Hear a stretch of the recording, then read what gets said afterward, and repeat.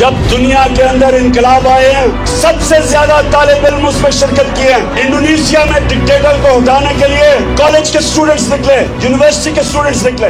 امریکہ کے اندر جو civil rights movement تھی اس میں سب سے زیادہ یونیورسٹی کیمپسز میں نوجوان اس ناانصافی کے سامنے کھڑے ہوئے. ویتنام وار ہوئی, اس کے خلاف نوجوان نکلے. میرے نبی صلی اللہ علیہ وسلم نے انسانوں کو رائے حق پہ لگانے کی تبلیغ شروع کی تو انہوں نے بھی کہا کہ جہاد مسلمان پہ فرض ہے. اور جہاد کیا ہے؟ ناانصافی کے سامنے آواز بلند کرنا. ہاتھ سے بھی کر سکتے ہو, زبان سے بھی کر سکتے ہو. بدقسمتی سے زیادہ تر ہمارے جو ملک پہ جہاد ہو رہی ہے وہ صرف دل میں ہو رہی ہے. گھروں میں بیٹھ کے بیچارے کڑتے ہیں کہ دیکھیں کتنا ظلم ہو گیا. اور لا الہ الا اللہ کا مطلب یہ کہ ہم کسی کے سامنے نہیں جھکتے, جس میں صرف پتھروں کی مورتیاں نہیں, پیسے کا بت, خوف کا بت, لالچ کا بت, میں کا بت, جو جہاد اکبر ہے کہ اپنی نفس پہ قابو پانا, یہ سب راستے میں رکاوٹیں انسان کی پرواز کی.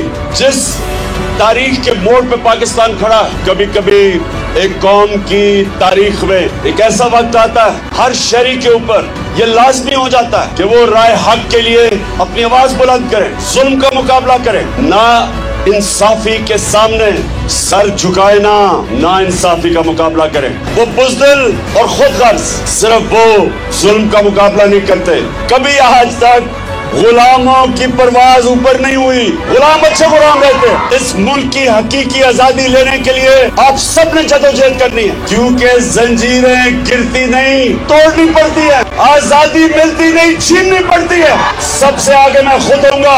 جیل تو چھوٹی چیز ہے, ہم جان کی قربانی دینے کے لیے تیار ہیں. چوروں کا ٹولہ اوپر بٹھایا ہے اور ان کے ہینڈلر, ان کے سامنے ساری انشاءاللہ قوم کھڑی ہوگی اور اس ملک کو حقیقی طور پہ آزاد رکھیں گے. پاکستان زندہ باد.